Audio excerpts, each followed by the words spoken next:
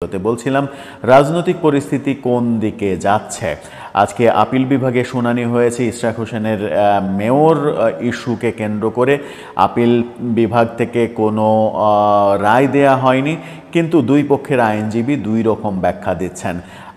বিএনপিপন্থী আইনজীবী বলছেন যে আপিল বিভাগ যেহেতু কোনো স্থগিতাদেশ দেননি, সেহেতু এখন ইশরাকের শপথ পড়াতে আর কোনো সমস্যা থাকার কথা নয়।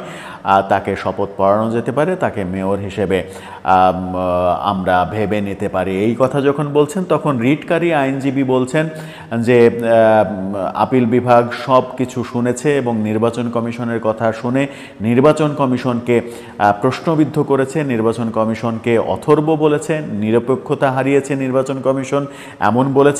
এমন কথাও আপিল বিভাগ থেকে নাকি বলা হয়েছে যে আপনাদেরকে এত বড় বিল্ডিং করে দেয়া হয়েছে শুধু নাকে তেল দিয়ে ঘুমানোর জন্য, নাকি আপনারা আপনাদের কাজ করছেন না, এরকমভাবে ভৎসনা করা হয়েছে নাকি নির্বাচন কমিশনকে। সেই তথ্য উঠে এসেছে এবং বলা হয়েছে যে ইশরাকের মেয়র হওয়ার আর কোনো সম্ভাবনা নেই, কারণ তার মেয়াদ পার হয়ে গেছে। নানা ইকুয়েশন বলেছেন যে যেভাবে হাইকোর্টে রিট করা হয়েছিল সেই সিস্টেমটা ভুল এবং টেম্পার করা সিস্টেম, যথাযথভাবে আইনি পন্থায় কাজটা করা হয়নি, নানা ইস্যু সামনে এনেছেন। অর্থাৎ দুই আইনজীবী দুই ধরনের ব্যাখ্যা দিচ্ছেন। তার মানে মেয়র ইস্যুতে ইশরাকের যে শপথ নেওয়ার ব্যাপারটা সেটা ঝুলে গেল। আবার অনেকে বলছেন যে এখন বলটা সরকারের কোর্টে, মন্ত্রণালয় সিদ্ধান্ত নেবে যে শপথ পড়াবে কি পড়াবে না। যখন মন্ত্রণালয়ের প্রসঙ্গ আসছে, তখন আমরা জানি মন্ত্রণালয়ের কর্ণধার হয়ে বসে আছেন আসিফ মাহমুদ সজীব ভুঁইয়া, যার পদত্যাগ চাইছে বিএনপি, যিনি মূলত ইশরাক ইস্যুকে ঝুলিয়ে রেখেছেন। এবং সেই ঝুলিয়ে রাখার অন্যতম কারণ হিসেবে মানুষজন বলছেন এনসিপি যেহেতু চাইছে না ইশরাককে মেয়র করতে, সেই কারণে আসিফ মাহমুদ সজীব ভুঁইয়া ব্যাপারটাকে ঝুলিয়ে রেখেছেন। এনসিপির নানা রকমের কথাবার্তাতেও ব্যাপারগুলো স্পষ্ট হয়েছে। তারা বিভিন্ন সময় কখনো ইনডাইরেক্ট কখনো ডাইরেক্ট বলার চেষ্টা করেছে এবং ইশরাকের প্রসঙ্গ এনেই তারা বলেছে সমস্ত আওয়ামী লীগ আমলের সমস্ত নির্বাচনকে অবৈধ ঘোষণা করতে হবে। নির্বাচন অবৈধ হওয়া সত্ত্বেও যারা কোর্টে গিয়ে স্থানীয় সরকারের বিভিন্ন পদ বাগাতে চাচ্ছে তাদের সমালোচনা করা হয়েছে। অর্থাৎ ইশরাক হোসেনকে সরাসরি কাঠগড়ায় দাঁড় করানোর চেষ্টা করেছে তারা।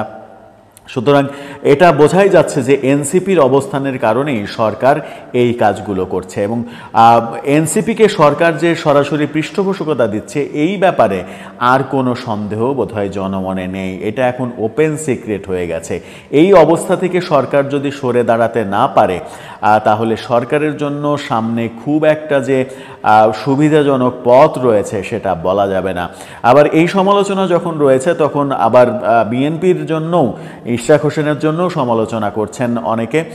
বলছেন যে যে নির্বাচনকে তারা অবৈধ বলল, যে নির্বাচন অগ্রহণযোগ্য বলল, নির্বাচনকে গ্রহণ করলো না, নির্বাচনকে এক ধরনের ত্যাগ করলো, সেই নির্বাচনে মেয়র হতে চাইছে আবার ইশরাক হোসেন। এটা দ্বিচারিতা, এটা হতে পারে না, এটা শুভ লক্ষণ নয়, এরকম সমালোচনাও রয়েছে। কিন্তু সব সমালোচনার ভিড়ে একটা ব্যাপার এখন স্পষ্ট হচ্ছে, বিএনপি এবং সরকারের মধ্যে যে রেষারেষির পর্যায়টা, সেই রেষারেষির পর্যায়টা আমার মনে হয় যে আরও বেড়ে গেল। এটা আর কমার কোনো উদ্যোগ গ্রহণ করা হবে কিনা, কিংবা কমার কোনো সম্ভাবনা আদৌ আছে কিনা, সেই ব্যাপারে সন্দেহ রয়েছে।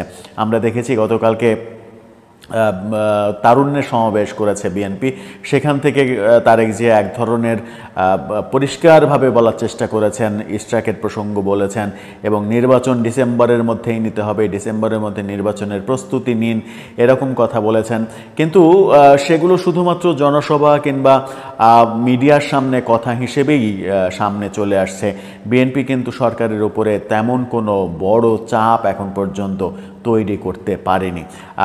এই চাপ তৈরি করতে না পারার মূল কারণ কি? বিএনপির নেতৃত্বে এক ধরনের স্থবিরতা তৈরি হয়েছে, কিংবা বিএনপির নেতৃত্ব সেইভাবে আসলে ফাংশন করছে না, নাকি বিএনপি এই মুহূর্তে আসলে বেশি চাপ দিতে চাইছে না, যখন কিনা বিএনপিকে নিয়ে সমালোচনা রয়েছে বিএনপি শুধু ক্ষমতায় যাওয়ার রাজনীতি করতে চায়, তাদের লক্ষ্য শুধুমাত্র ক্ষমতা। নানা ইস্যু সামনে চলে আসছে, কিন্তু ঢাকার পরিস্থিতি আবারও যে উত্তপ্ত হতে চলেছে, সেই উত্তপ্ত পরিবেশ কালকে থেকেই আবার শুরু হতে পারে। আর ঢাকাবাসীর আসলে কোনো নিস্তার নেই। ঢাকাবাসী নিস্তার আশা করলেও সেই নিস্তার আসলে পাচ্ছে না। ঈদের আগে সময়ও খুব কম।